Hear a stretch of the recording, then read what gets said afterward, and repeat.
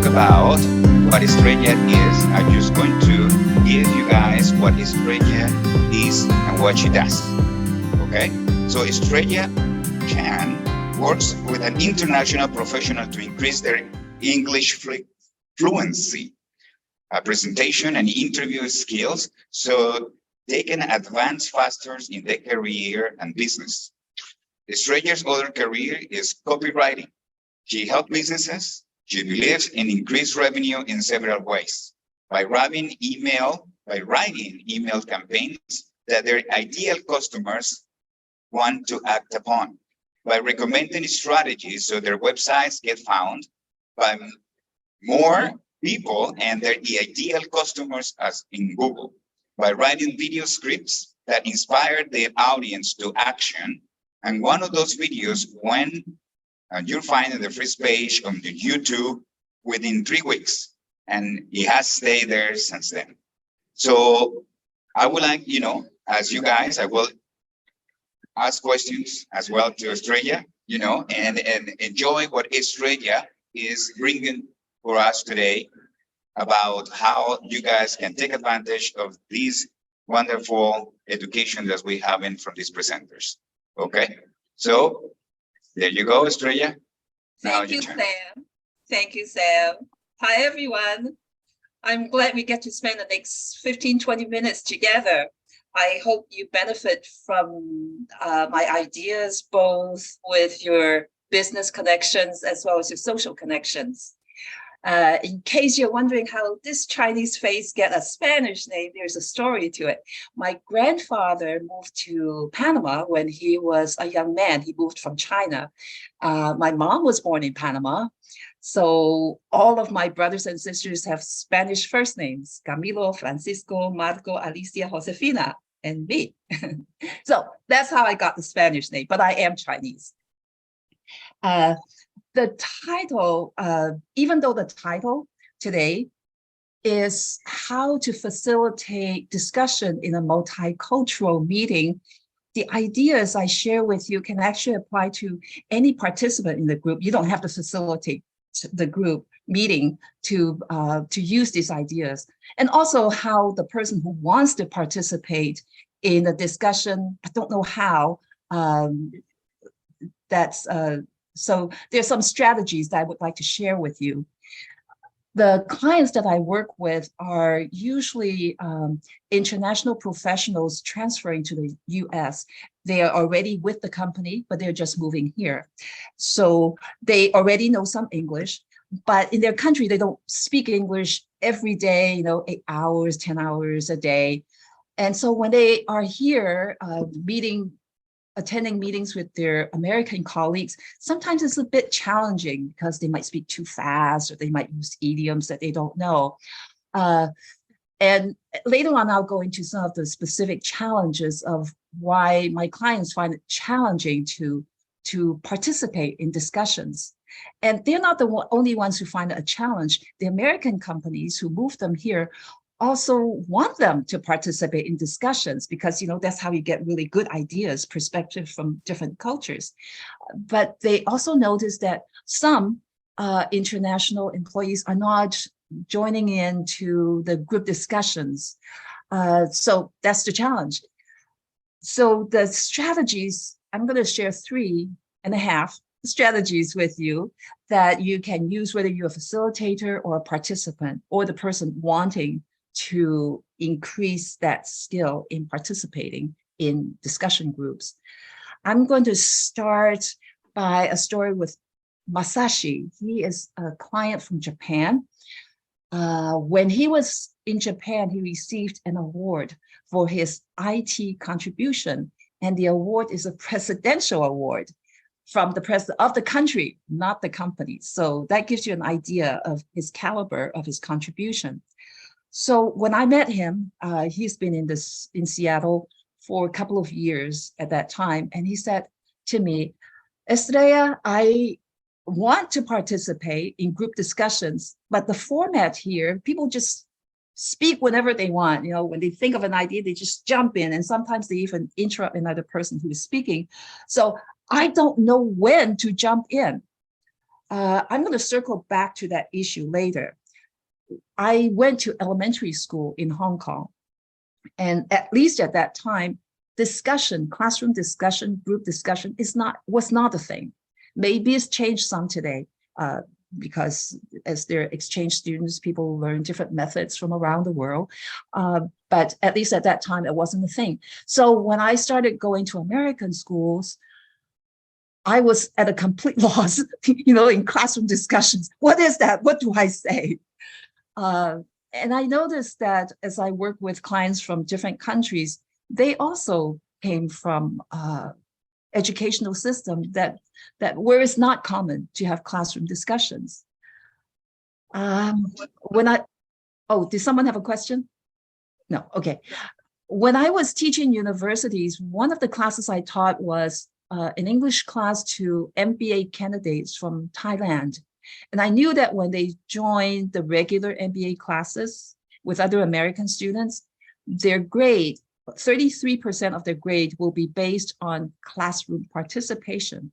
And knowing their background, I decided that that's an important skill for them to learn and to practice. So every day for 1 hour, 5 days a week, 11 weeks, that's all we did. We discuss. People take turns facilitating the meeting, and I would walk behind them, stand behind them, and coach them. This is when you can say something like this, or when to jump in, and how and when to jump in. So when they graduated from their MBA program, I ran into several of the students, and they said, wow, what we practice in class really helped me to participate in my MBA classes along with my American classmates. And they grew up with this. They're used to this. So it is a learnable skill. It can be developed. So let me circle back to Masashi. What he did was I showed him some of the ways that he could signal to the facilitator of the meeting that he has something to say using body language. And every group meeting that Masashi went to, he would practice at least one of those tips. And over time, he did get more and more comfortable with jumping into discussion. You see, in his culture, that's not how people conduct meetings. They take turns. They go around the room to share. And while one person is speaking, the other people listen. So this jumping in could even be perceived as rude, maybe. Now, what could the facilitator have done to encourage Masashi to speak? He, and I know it's a he because Masashi told me it's a man.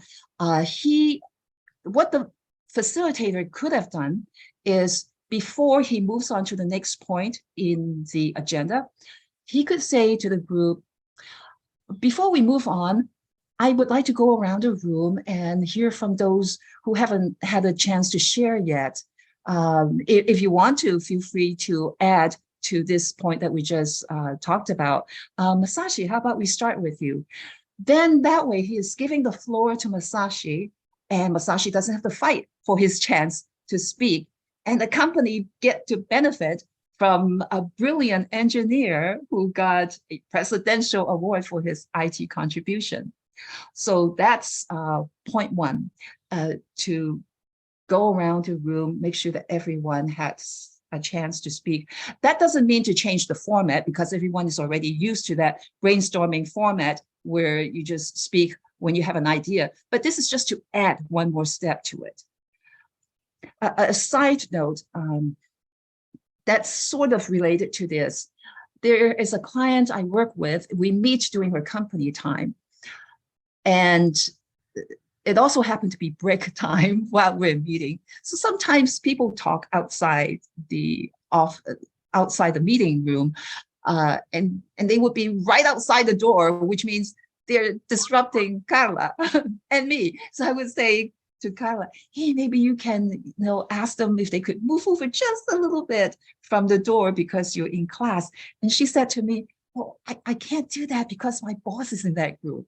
So there's a hierarchical thing going on.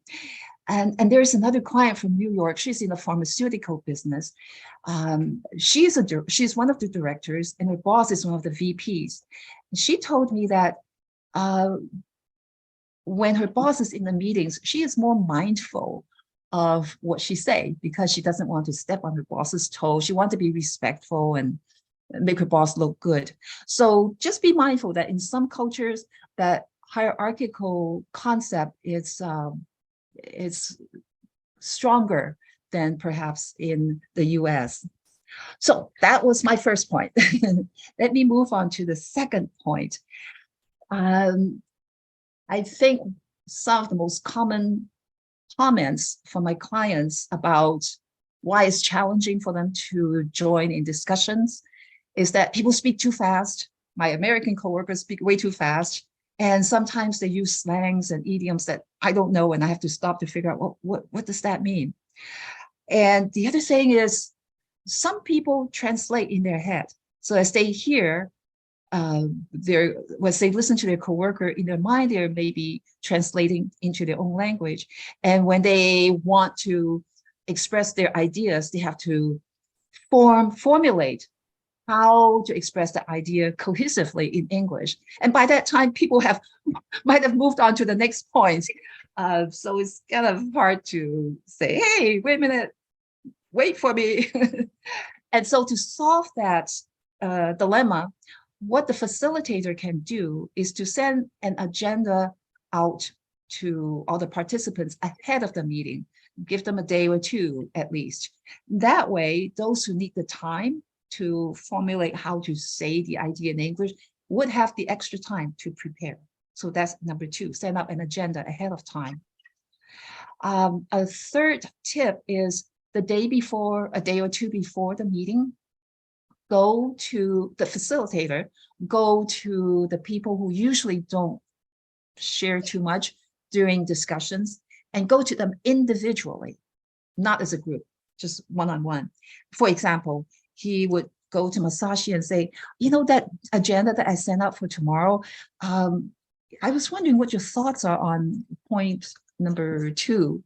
And then Masashi would share his ideas because he always has good ideas. And by doing that, he would have rehearsed how to say it in English, and he would feel heard by the facilitator. And then during the meeting, when the moment is right, the facilitator could say something like, you know, yesterday I was talking to Masashi about this point, and I really like what he has to say. Masashi, would you mind sharing what you said to me yesterday? And there, you have just given the floor to Masashi. He doesn't have to fight for his chance to speak, and the company gets to hear his brilliant ideas. Win-win-win. So point number 4 or 3.5 has less to do with facilitating. It's more about small talk. One of my clients moved to Portland, Oregon, and she's not new to the company, but she's new to the US team. So in doing Zoom meetings, before Zoom meetings, there are usually a few minutes and people chit chat, have some small talk. It's really a good time to build rapport with the group. And she wanted to do that. But the group always talk about topics that she doesn't know anything about, you know, the game that's popular in that city, or someone would say a joke and everyone laughs and she doesn't know what they're laughing about because the joke has a cultural context to it. So in Moni's case, what can she do? If she feels comfortable and safe enough to say that in the group, she could maybe say something like, you know, I'm new to this culture. I don't know about that topic. Could you explain that to me? Or if it is a joke, she could say something like, it sounds like that joke sounds like it has a cultural context to it. Could you explain that to me? Or even better yet, if a coworker observes that Moni is kind of quiet, you know, getting bored, not participating, she or he could say something like, "Oh, Moni, I hope we're not boring you with this topic because this game is a big deal in this town, but I don't know if you follow that. Is that a popular game in your country? What is popular in your country?" And now the coworker has given the floor. to Moni, and more importantly, she feels included as part of the group, which helps to build that trust and rapport. And you can use the exact same technique in a social situation. You're at a party, and you know how in parties you usually have small groups and they would chit chat. And if you happen to notice that someone from another country is, sitting back looking a little bored and not included, you could say the same thing. Oh, Estrella, I hope you're not bored with what we're talking about. I don't know if this is a common topic in your country. And so now you have given the floor to me and I feel included. So those are the 3.5 tips I want to share with you. Let me just review them. One is, before you move on to the next point on the agenda, go around the room and make sure that everyone has a chance to share if they want to. 2, send the agenda ahead of time. So those who need the extra preparation time can figure out, how do I say my idea in English? 3, the day before the meeting, go to each person that usually doesn't participate and ask them for their specific input on maybe 1 point or 2 points on the agenda. That way, that gives them a chance to rehearse in their mind how to say it in English. And because it's one-to-one, it's much easier to share with you. Then during the meeting, give the floor to them, find the right moment and say, no, yesterday I talked with Masashi and I really like what he has to say. Would you please share that with us, Masashi? And number 4, small talk, how to include people by giving them the floor. And basically the general idea is finding a way to create a space that make it comfortable for that person to join in. However you do that, that's the whole point. So now I would like to answer your questions. Oh, great presentation. Thank you. Thank you, Moses. Another question for you. Is good experience for you and the client other countries? Is good? Yeah, for different culture. Yeah, it doesn't matter which culture they come from. But your question is about how to include them, or? Yeah, you is interesting. For you, the massage is correct, no? Massaging? Masashi is from Japan. Yeah. You are the working for much people, other people of country. You are maybe Mexican, maybe Yes. China. Yeah. It's good for you for more people, no? Yes. It has enriched my life so much. I have experience that I wouldn't have otherwise if I didn't work with people from different cultures. So enriching. Oh, I understand. Yeah. Thank you, Moses.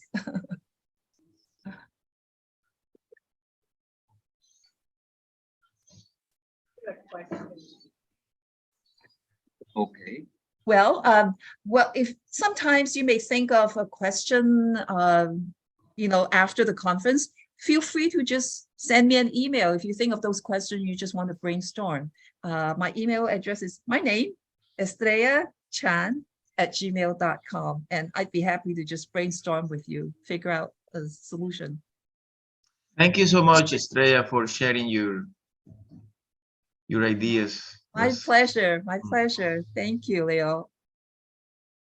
So, Estrella, thank you for sharing, and also Moises and Leonardo. Estrella, there is a question in the chat. Oh. So I'm going to, right now, I want to say that I'm going to as well. So it says here, okay, the question comes from, one moment. Oh, from Reverend Kristen, yes? Yes, yes. Let's see. Trying to read as well. You can read the question. Okay, one moment here. So I go. Okay, it goes faster to me. So let's see. You guys can see as well that you scroll down. Should I read the question out loud? Yeah, I've noticed some cultures spend more time on personal, lengthier exploring that don't appear efficient in many typical American meetings that aren't so friendly. Facilitating for me must prepare for that too, I suppose. Oh, wow. That's a challenging one, isn't it? Because American meetings, they want to get to the point, be specific, be precise. And I know what you mean, because some cultures, they want to explain the context, the background, so you understand the whole picture. I was wondering, Reverend Kristen, if you could, is your question how to handle that situation, or what?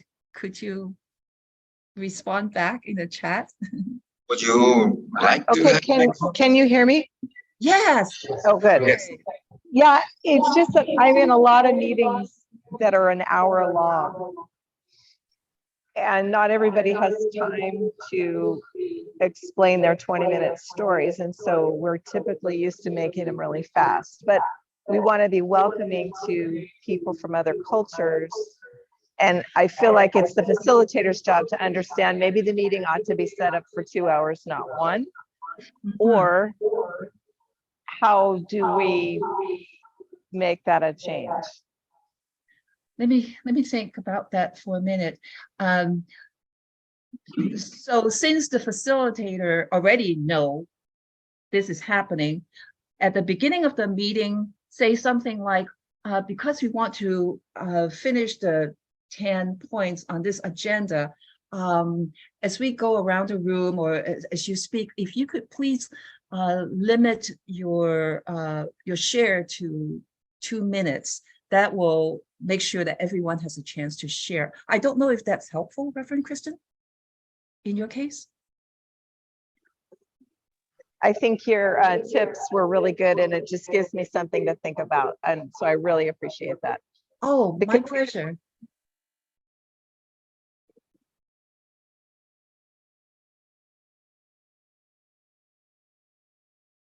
Yes, that's a tricky one, because you want to be friendly and yet people go on and you're trying to stay on time. Yeah, that's a tricky one.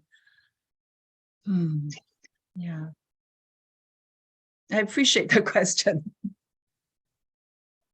Thank you, Estrella. Thank you, Reverend Christine. Thank you for the support as well and the questions here, each of you. Good effort and work that help us more business.